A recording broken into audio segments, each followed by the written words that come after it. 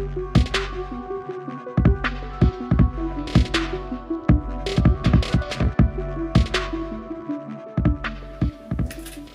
everybody, today I've got Abby Normal, pinned by the one and only West Coast Picks. Got a mummied key, and I think a quickset keyway? Not positive, but I'm sure this will not be an easy task, knowing West Coast Picks. Hopefully with any luck, we'll be able to get into it. Ow.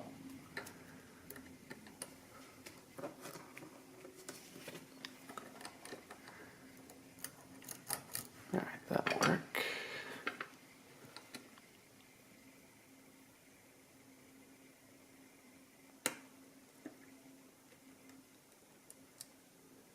Click out a 1. Click out a 2. Little click out a 3, still binding. Another one. Another good one. Another one. Another one, and a little bit of a turn. Man, that thing is serrated to all end. Click out a 4 and another little turn, and well, that can't be right. Let's try that the other way.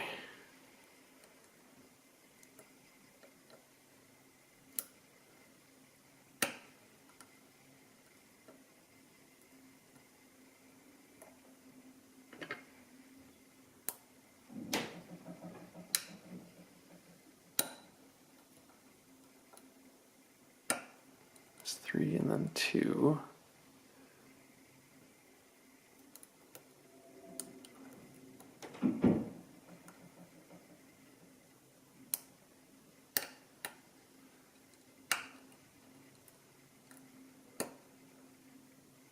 Okay, counterclockwise is all sorts of crunchy.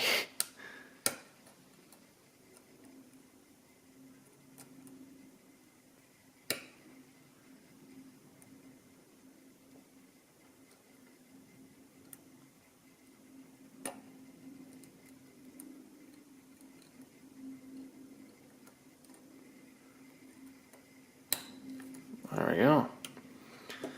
Alright, I guess Abby Normal is... maybe it's a normal lock. That is far too easy. I wonder what's going on.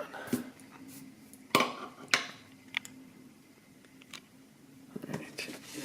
I did finally break down and get one of these nifty little tools. So I can get these things off really nice and easily.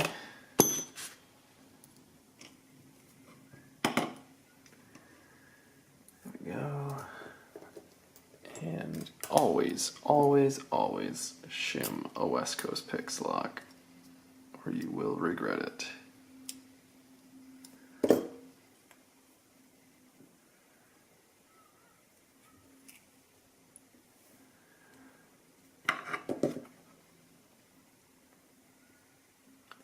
Can already see lots of threading here. One is standard with a little serration on it. 2 is a standard. 3 is another standard with another one of these little scrapes of a serration on it. 4 is another standard with a little scrape of a serration on it. So is 5. Okay. In the core, we've got threading in.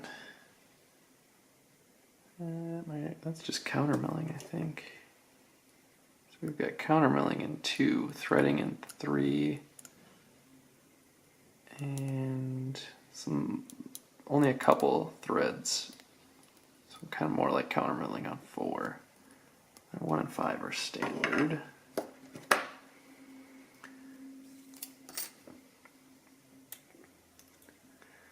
And now up top,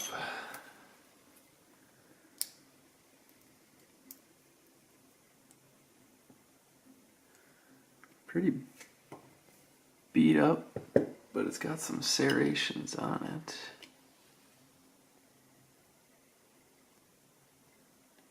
Those are like custom made serrations by like gripping it with, okay. These aren't serrations. I know what he tried to do with this.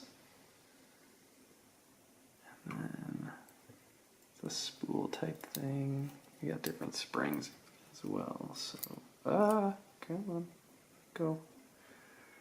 Let's try to get these out.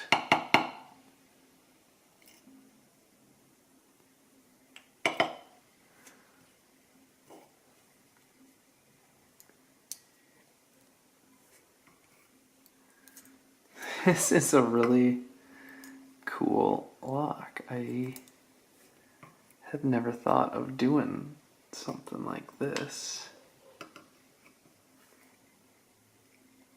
Up top looks all, no, not all standard. 3 has threading. Yep, 3 is threaded. How they all feel lightly threaded. It doesn't look threaded though, so it might just be the machining of it. I'm not positive there. So for pins, you can kind of see it here on 2. It's not threading, it's little like gashes here and there all around the pin. So you get all sorts of weird heights and different lines where it grabs. Same thing on 1. 3 has vertical gashes on it, as well as a solid serrated spoolie type indent in the center. 4 it's got really deep cuts into it. One there. So they're at different heights. One right there on the front. Wow, these are really interesting. Never seen anything like this before. And then 5 is a West Coast pick T-pin. Just a little baby bit of a reduced diameter T-pin, but he's always got to have a T-pin in there somewhere. And then all of the key pins are reduced diameter tops on them. So, and then we've got a mix of steel and then copper springs. So a completely new and different idea to pins, but didn't put up as much fight as I would hope. But the feel is, I can't even describe it. It does not feel like a normal lock. You kind of feel like you're just pushing and poking around at serrations, but you don't get the typical click into each serration like you expect on a challenge lock. So it's a very, very different feel. It's a really interesting lock. So once again, West Coast Picks, you've changed the game and got something weird and new. So thanks for watching, everybody. I really appreciate you guys taking the time to view these, and make sure to subscribe. I've got a couple more locks here that I'm gonna try and hammer out and get more videos up as soon as I can. So thanks a lot, everybody.